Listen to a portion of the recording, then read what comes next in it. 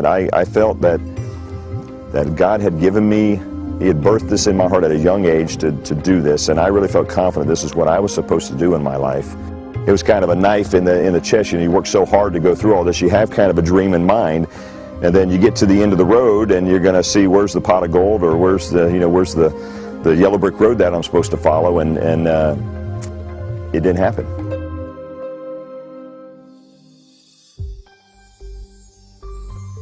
At the age of 8 years old, I had it in my heart that I wanted to be a doctor one day. So that's really the confirmation I had at that point. I had a lot of strong desires at that early age.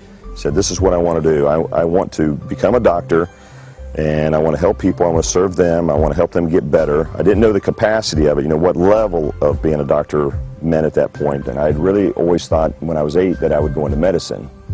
But at that point, I went, it was during my senior year of high school, I went and observed some different offices. And as I did that, it really kind of geared me towards more into the dental field. And in my mind, I wanted to devote more of my life to my family. I wanted my profession to be able to provide means to be able to give them what I wanted to provide them. But I certainly didn't want that to be the monopoly. I didn't want that to be the primary focus of my life at that point. And I started realizing that orthodontics was that aspect of dentistry that really was more tailored to who I was, because I had a desire to want to help others and see changes in others. I really didn't like the idea that people were coming to me because they were in pain, but rather coming to me because they had a problem that I could solve for them. I've always been a big puzzle solver. In fact, I watch Survivor on TV, and I look at the puzzles they have to solve, and I'm like, man, I'd just go in there just to try to play those games.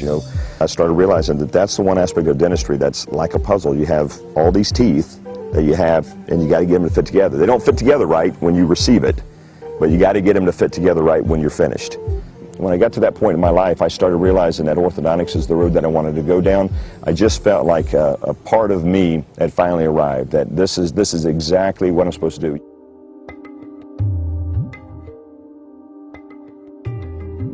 And I knew a banker. He was a good friend of mine, VP of a bank, and I went to him and I said, I need to borrow some money from you so that I can set up a practice. I really wanted to set up my own practice. And he said, Jeff, I can't make it work because you don't have anything to show. You got $85,000 in debt, and so I couldn't actually borrow enough money to set my own practice up. It was kind of a knife in the chest. You work so hard to go through all this, you have kind of a dream in mind, and then you get to the end of the road and you're going to see where's the pot of gold, or where's the yellow brick road that I'm supposed to follow, and it didn't happen. And so to hear that, it hurt, but it didn't break me. It didn't break me at that point, and because what I realized is that I felt that God had given me, He had birthed this in my heart at a young age to do this, and I really felt confident this is what I was supposed to do in my life, and I knew that I was going to make it. I didn't have any doubt that it was going to happen. I just didn't know how it was going to happen. So to hear that just meant that, okay, I've come to the fork in the road. And I can't go to the right, so I said, well, the left, what was the option to the left? And the option to the left was to find another option. How do you get into practice if you can't start your own practice? And so at that point I knew that it was pretty simple. I needed to find a practice that I could go into. I could buy into or become an associate and eventually maybe buy the practice out. So I took a map of Orlando. I plotted out on that map every dental office in town. I plotted on there every orthodontic office in town. I plotted on there every school in town. Again, kind of that puzzle mentality of mine. I was looking at the whole puzzle. And I wanted to see where was the best place to fit that had a need.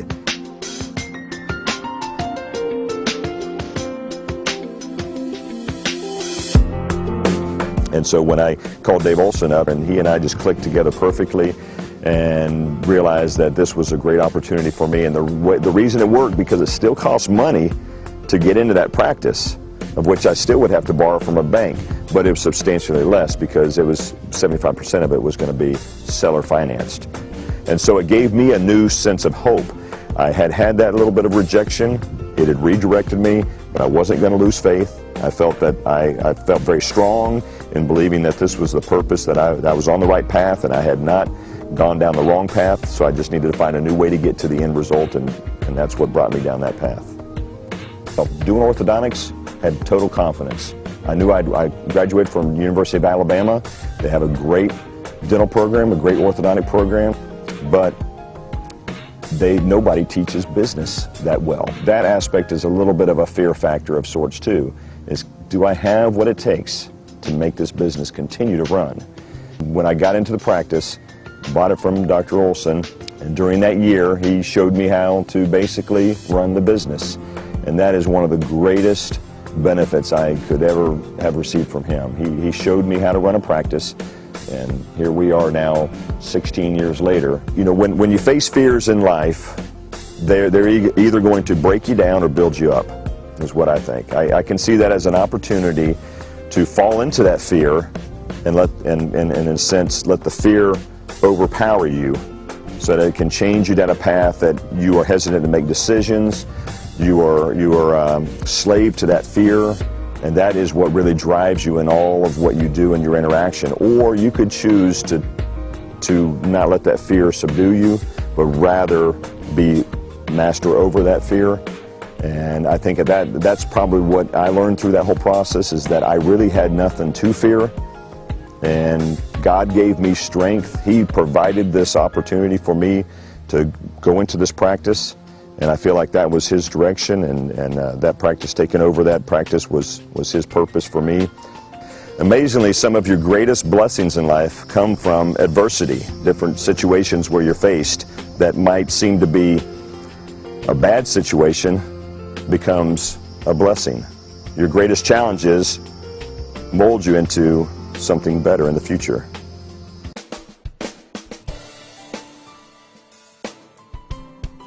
Well, the greatest aspect of being an orthodontist is seeing someone come in with a problem.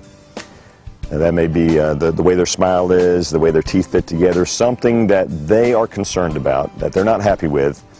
Being able to take them through orthodontic treatment, and then to the day that you can get their braces off. That right there is the greatest joy that we get, is seeing that metamorphosis, that caterpillar to a butterfly of sorts. Seeing that individual come in that wouldn't smile much when they first came into our office, and then seeing how open they are now and how beautiful their smiles are, and seeing how excited they are about their new smile. That is the greatest joy that we get.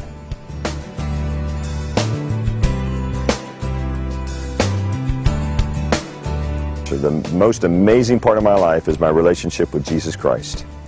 He is the one I can put my focus on and say that He is the answer for who I am today. You know, I'm an orthodontist, but deep at heart, you know, the other thing is I'm just a servant. And so He is probably my greatest focus, and I would say second to Him would be my family. My family is very important to me. My wife, Sally, and I have 4 kids, Chandler, Amber, Savannah, and Jaden, and they are really what make everything worthwhile for me to continue my focus of what I'm doing in my life, so that I can provide to them a life that they can then have impact to others within the world.